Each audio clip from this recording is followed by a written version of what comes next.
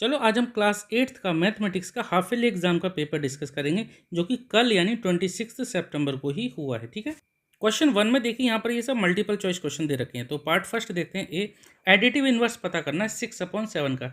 Additive inverse का मतलब होता है, देखिए जो भी नंबर हमारे पास दे रखा हो तो उसका साइन चेंज करना होता है। जैसे यहाँ 6/7 तो इसका एडिटिव इनवर्स होगा -6/7। अगर क्वेश्चन में -6/7 होता तो प्लस का 6/7 आता। ठीक है, तो आंसर इसका होगा ऑप्शन 3। ठीक है, part B, the solution of the equation z + 6 = 12 है। तो इसका सॉल्यूशन निकलेगा, देखो z को तो हम यहीं रहने देंगे। ठीक है, नंबर को नंबर के पास ले जाओ, वेरिएबल को वेरिएबल के पास। यहाँ पे सिर्फ z वेरिएबल, तो z को इधर रखा।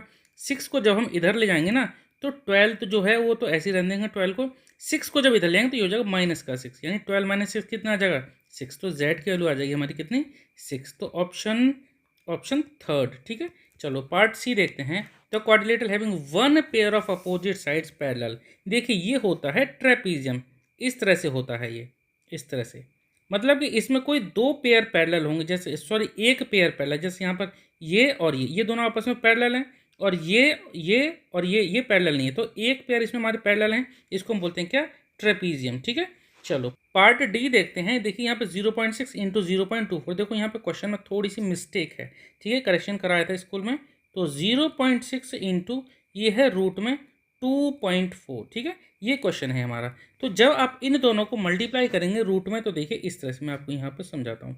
तो रूट में आ जाएगा ये 0.6 इंटू 2.4। देखिए जब दो नंबर रूट में होते हैं ना इस तरह से जब ये रूट में होते हैं ना तो आपस में मल्टीप्लाई हो जाते हैं। एक ही रूट के अंदर दोनों लिखे जा सकते हैं। ठीक है, तो अब हम यहाँ क्या लिखेंगे, देखो 0.6 है, इसको हम लिख सकते हैं 6/10।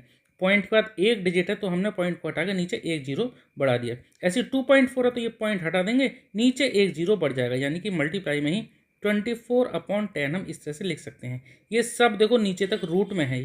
ठीक है, तो रूट में हम इसको क्या कर सकते हैं, 6 को ऐसे ही लिखा, और 24 को हम लिख सकते हैं 6 × 4, या फिर 6 × 2 × 2, इस तरह से लिख सकते हैं हम इसे। और अपॉन में क्या आ जाएगा, अपॉन में देखो 10 × 10 है ही है। देखिए जब हम स्क्वायर रूट निकालते हैं तो हमें रूट के अंदर ना पेयर अगर हमें मिल जाए तो आंसर हमारा आ जाता है।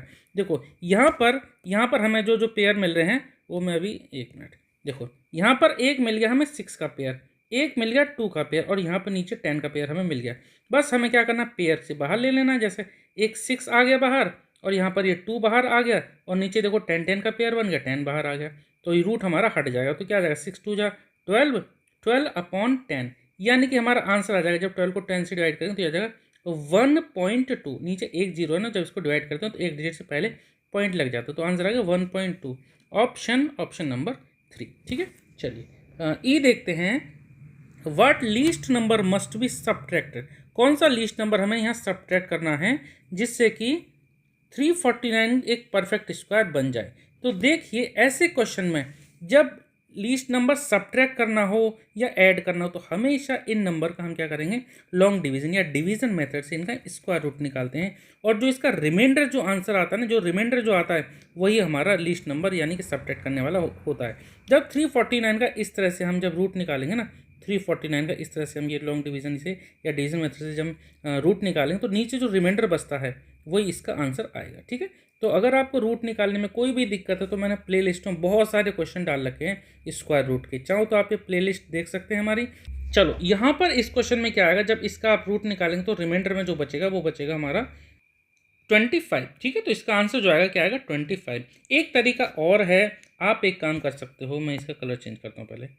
देखो एक तरीका और है इसका कि जो भी नंबर हमसे पूछा जाए ना उसमें से इनमें से ये जो पार्ट हैं चार, इनको बारी बारी से माइनस करके देखो।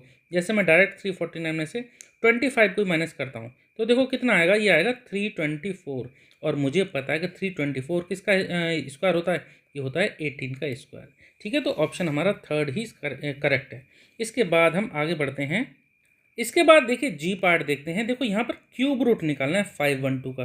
क्यूब रूट निकालने के लिए हम क्या करते हैं, हम इसी तरह से जो प्राइम फैक्टराइजेशन का मेथड है उसी तरीके से हम प्राइम फैक्टर करते हैं, और 3 के पेयर लेते हैं। जैसे लास्ट में 2 है ना, तो आप यहाँ पे इसको 2 से ही डिवाइड करोगे। ठीक है, 2 से जब इसको इस तरह से डिवाइड करेंगे तो यहाँ पे जो भी नंबर आते जाएंगे ना 3 के आप इसको पेयर बना लोगे। ठीक है, तो देखो 5 तो इस बच्चे ने गलत कर रखा है, 5 नहीं आएगा, इसका आंसर आएगा ये 8। 8 का क्यूब होता है 512, या फिर 512 का क्यूब रूट कितना होता है, वो होता है 8। ठीक है, चाहो तो आप देख लो जैसा 8 इनको आप मल्टीप्लाई करके देखो, 8 जा कितना आ जाएगा 64 आ जाएगा, और 64 को जब 8 से मल्टीप्लाई करेंगे कितना आएगा 8 4 जा 32, 3 कैरी, और 8 6 जा 48 और 3 कितना आ जाएगा 51। देखो 512 आ गया, तो इसका आंसर आएगा क्यूब रूट 512 कितना आएगा 8। ठीक है, चलिए पार्ट एच देखते हैं। देखिए यहाँ पर प्रोडक्ट पता करना है, ये दो ब्रैकेट हैं। देखो ये दोनों ब्रैकेट सेम है लगभग, बस यहाँ पे प्लस है और यहाँ पे माइनस है। तो इस तरह का हो ना, तो आपको ये प्रॉपर्टी याद आनी चाहिए, ए प्लस बी ए माइनस बी। ठीक है, दो इस तरह से ब्रैकेट हैं, एक प्लस का एक माइनस का, तो हम क्या करते हैं पहले का स्क्वायर माइनस दूसरे का स्क्वायर। तो यहाँ पे पहला ही स्क्वायर में है एक्स स्क्वायर, और जब एक्स स्क्वायर का स्क्वायर करेंगे तो ये जाएगा एक्स की पावर 4। ठीक है, और वाई स्क्वायर है, अच्छा यहाँ पे जैसे माइनस लग रहा है ना, यहाँ पे भी हमको माइनस लगाना है, वाई स्क्वायर है तो वाई की पावर कितनी हो जाएगी 4। तो ये इसका आंसर आ जाएगा। ऑप्शन देखते हैं, ऑप्शन हमारा 2। ठीक है, चलिए नेक्स्ट देखते हैं। Only dash terms can be added और सब्ट्रैक्टेड, सिर्फ लाइक टर्म्स ही ऐड या सब्ट्रैक्टेड किए जा सकते हैं, तो आंसर सेकंड पार्ट। ठीक है, लाइक। जे पार्ट देखते हैं, 8x और ब्रैकेट में a प्लस बी। हमें क्या करना है यहाँ पे बारी बारी से डिस्ट्रीब्यूटिव प्रॉपर्टी लगानी है, यानी 8x को पहले a से करेंगे, फिर 8x को ही b से करेंगे।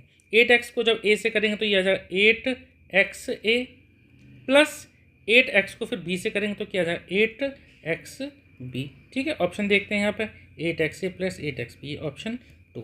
नेक्स्ट क्वेश्चन नंबर 2 देखते हैं। यहाँ पर देखो फिल इन द ब्लैंक्स है।